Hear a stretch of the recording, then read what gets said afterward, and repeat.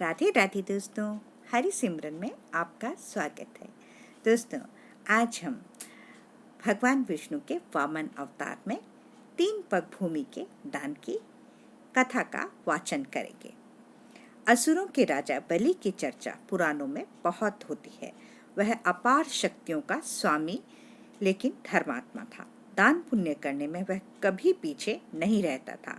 उसकी सबसे बड़ी खामी यह थी कि उसे अपनी शक्तियों पर घमंड था और वह खुद को ईश्वर के समकक्ष मानता था और वह देवताओं का घोर विरोधी था।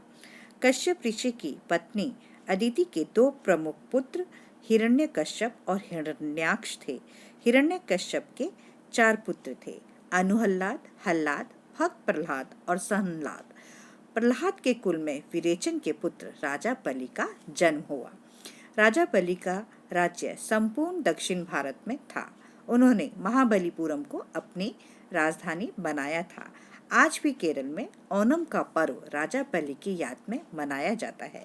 राजा बलि ने विश्व विजय की सोचकर अश्वमेध यज्ञ किया और इस यज्ञ के चलते उनकी प्रसिद्धि चारों ओर फैलने लगी। अग्निहोत्र सहित उन्होंने 98 यज्ञ संपन्न कराए थे और इस तरह उनके राज्य और शक्ति का विस्तार होता ही जा रहा था। तब उन्होंने इंद्र के राज्य पर चढ़ाई करने की सोची। इस तरह राजा बलि ने 99 यज्ञ की घोषणा की और सभी राज्यों और नगरवासियों को निमंत्रण भेजा। देवताओं की ओर से गंधर्व और यक्ष होते थे तो दैत्यों की ओर राक्षस और दानव। अंतिम बार हिरण्यकश्यप के पुत्र प्रहलाद और उनके पुत्र राजा बलि के साथ इंद्र का युद्ध हुआ और देवता हार गए।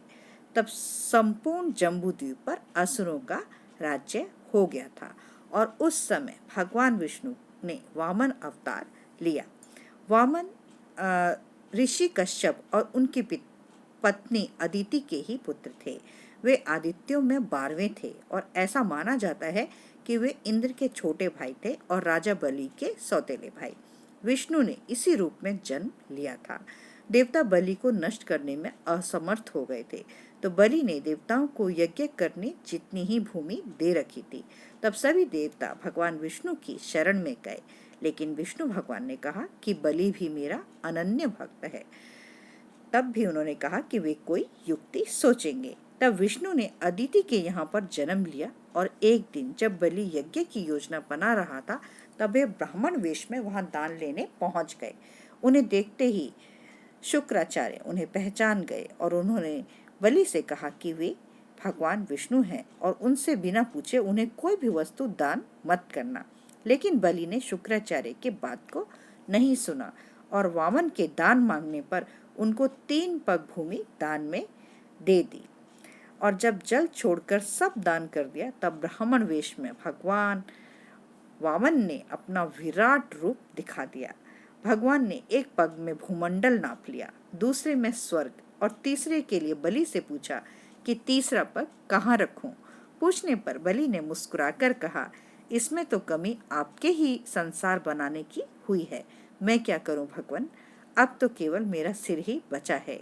इस प्रकार विष्णु ने उनके सिर पर अपना तीसरा पैर रख दिया।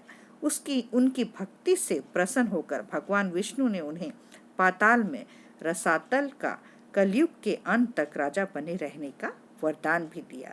तब बलि ने विष्णु भगवान से एक और वरदान मांगा। राजा बलि ने कहा कि भगवान, यदि आप मुझे पाताल लोक का राजा बना ही रहे हैं तो मुझे वरदान दीजिए कि मेरा साम्राज्य शत्रुओं के प्रपंचों से बचा रहे और आप मेरे साथ रहें। अपने भक्त के अनुरोध पर भगवान विष्णु ने राजा बलि के निवास में रहने का संकल्प लिया। हरि ओम तत्सत। जय जय श्री राधे।